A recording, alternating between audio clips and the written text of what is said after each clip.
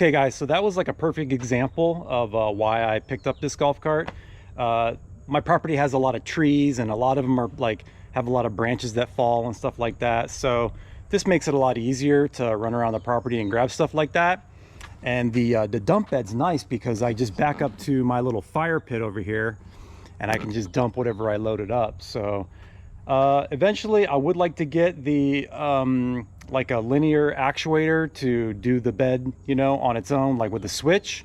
That would be pretty cool. So I don't even have to get out of the golf cart. I could just hit the switch and dump whatever I have. So, but in this video, I'm gonna go through, okay, all of the ins and outs of putting this Predator engine in a club car carry-all that is 97 or newer, okay? Very little information out there on this stuff, and it's you know, I've tried to piece together a bunch of different YouTube videos. Let me get a little better light here. I've tried to piece together a bunch of little videos on YouTube on the installation and, you know, how you set up the carb and all that, and the information is not great. So in this video, I'm going to go into good detail on what you need to do in order to make it work in this golf cart. So to start with, the club car, the newer club cars, the rear diff is different than the older club cars.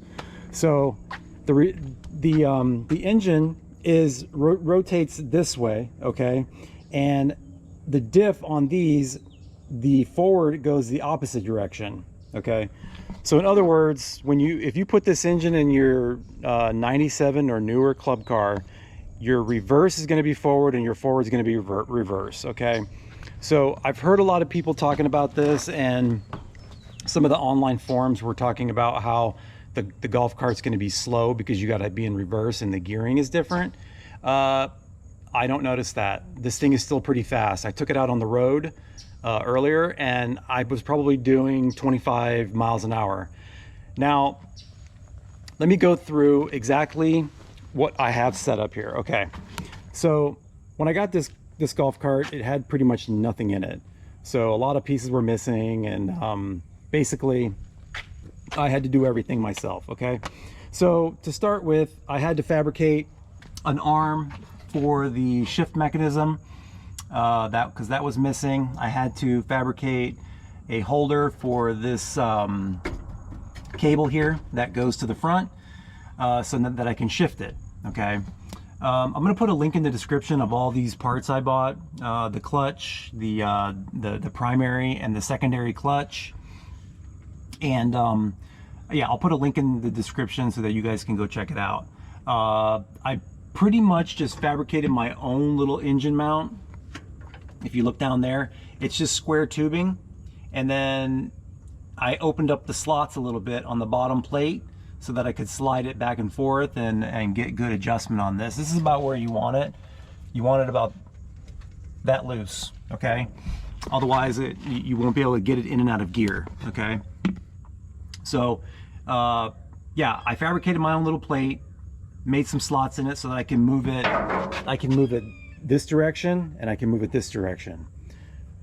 So everything is all set up, square, tight, and all that. So that was step one. Number two, you have to make a decision if you're going to try to use the stock carburetor or if you're going to go aftermarket.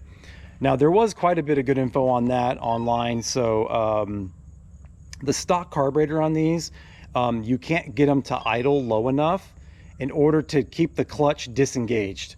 That's a big problem, okay? So I highly recommend that you get an aftermarket carburetor. Get rid of all of the governor and all that. You don't need it. Just make sure you don't over rev the engine, which if you're just driving around your property and doing little things here and there, you don't need a governor, okay?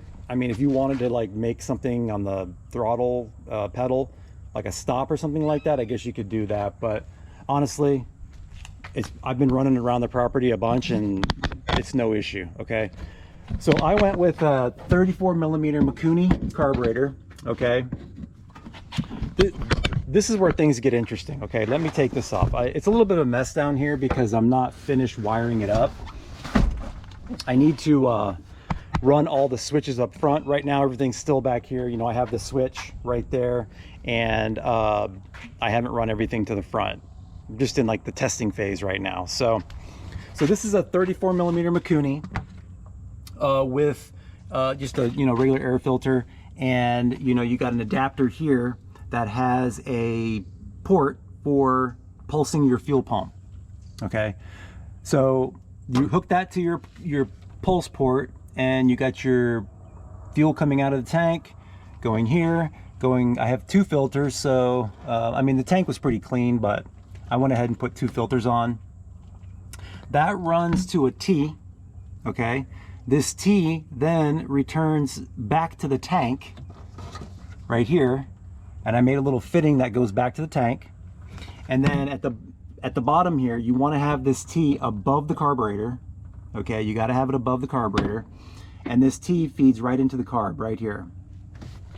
So these Mikuni carburetors were designed originally for like dirt bikes, okay, with a gravity feed fuel system. So you cannot put any kind of pressure on these carburetors, okay? And these fuel pumps, believe it or not, these things flow some serious fuel. They flow like 4 gallons per hour. So that's good for like 80 horsepower. This thing's only 15 horsepower.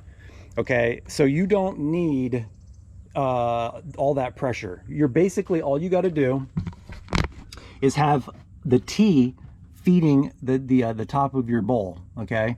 And that's enough to feed the carburetor all the fuel it needs. If you tried to hook this directly from the fuel pump up to this port to fill the fuel bowl, fuel is going to be pouring out of these overflows, okay? And it'll start running really, really rich. Believe me, I tried it. So you're going to want to get some kind of a T and just let it gravity feed, and then return the excess fuel back to the tank, okay? And it runs beautiful. You have no issues whatsoever. That's what you got to do. And these carburetors usually come fairly rich. So I ordered some jets. I'm gonna kind of lean it out a little bit. What else? So one of the reasons why you want to get this carburetor is because it has this idle screw right here, okay? And you can turn this idle way down. Like with the stock carburetor, this thing would idle probably, I don't know the RPMs, but it had to be idling around 2,000 RPMs. This one here, I can get the idle all the way down to where the belt completely stops, okay?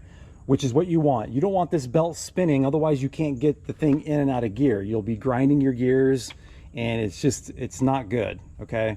So I highly recommend getting this carb. Now, this is a genuine Mikuni that I got from OMB Warehouse. You don't have to get a genuine Mikuni. You can get the Amazon $50. It comes like the whole kit's like 50 or 60 bucks or something like that. I didn't want to mess with that. I mean, this one was like 200 bucks, but I just feel more comfortable with the genuine stuff. But that doesn't mean that the Chinese one won't work. I'm sure it will work. It's just that you want to get your jetting right. Okay, so I'm gonna end up probably, right now it's got a 260 jet in it that it came with, which is way too rich. I ordered a whole set of jets, and I'm probably gonna go down to like a 230 or a 210. Okay, so that's what you got to do to make this work.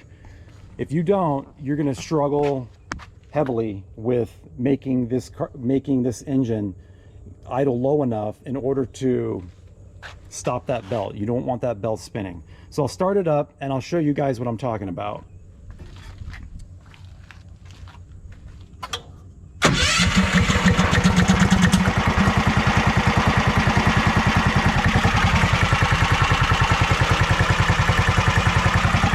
So as you can see, the belt's not spinning, and I can put it in and out of gear very easily. As you can see, the fuel is turning to the tank right here. See it pulling fuel.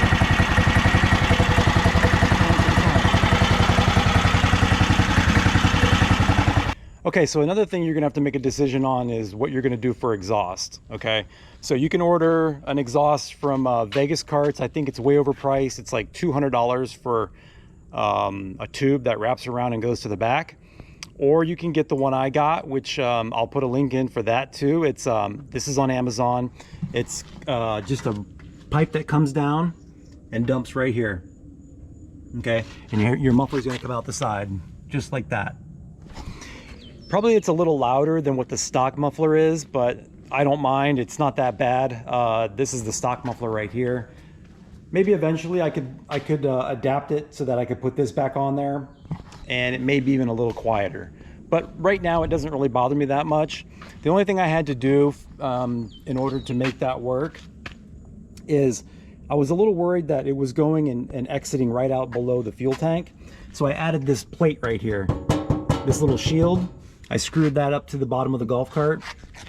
So that, as you can see, there's a shield there to where the gas tank is not going to get hot. Okay, so, and that was only, that pipe there was, I think, 40 or 50 bucks for that instead of the $200 one.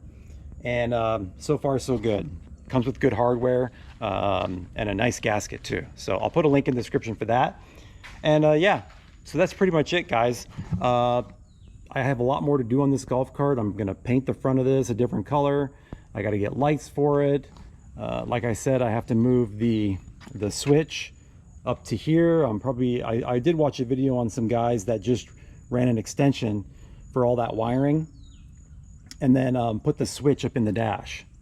So I might do that. I might not. I might just get my own toggle switch. I don't know. We'll see. But yeah, everything works good. I replaced the shocks. I replaced the brakes. I replaced the brake cables. Got new brake cables for it. And the nice thing about these engines is that you can bypass all this wiring. All the wiring that, you know, is club car stuff. It's all contained right here. So everything is contained in that, and you know, that your solenoid and everything is right next to the starter. So yeah, I mean, the only other drawback would be like you don't have an alternator.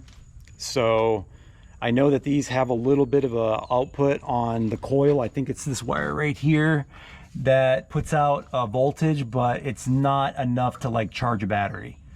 It's a little bit, but yeah, I mean, it may put a little voltage into the battery, but I'm probably just going to keep a trickle charger on it, or I'll do like when I bought this, I noticed that there's a solar panel on this. So I think they had the same idea of keeping the battery charged. So I may get but the solar panel is destroyed. It's all nasty and beat up. But I think a nice newer solar panel and just run it right to the battery and have it like charging when it's out in the sun, I think would be fine. I think that you know, this thing doesn't use the battery to run. I could disconnect the battery once it's started. It doesn't matter. So, but that's the only other thing. I got new shocks for it, but I'm not going to really do much else to it other than, you know, kind of clean up the front, and maybe I'll remove the rest of these stickers and just clean that up. But this is just going to be my beater to run around the property, and that's going to be it. So I'll throw you guys on and we'll go for a ride again around and just kind of cruise, and then yeah, that'll be the end of this video. So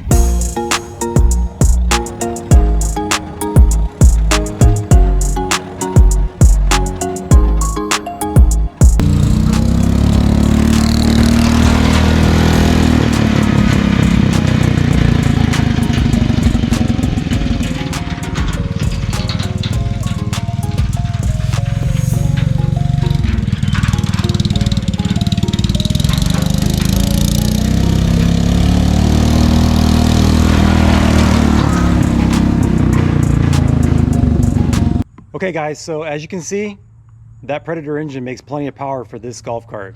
I highly recommend it. I mean, you could even go with the smaller, the 420, instead of the 459, and it would be totally fine. Way more power than I'm going to actually need around my property here. But yeah, it's nice to have that extra power. It's kind of, I actually drove over a big stump over there, and it pretty much went right over it pretty easy. The ride is a little rough, so I'm gonna probably mess with that a little bit, maybe lower the air pressure in the tires. But other than that, I'm happy with it, and that's probably going to be the end of this video. If you have any questions, you know, you could put it in the comments, and if I left anything out as far as, you know, how I did everything, just ask away and I'll answer you guys' questions. So anyway, that's gonna do it for this video, guys. Hope you enjoyed it. Check y'all later.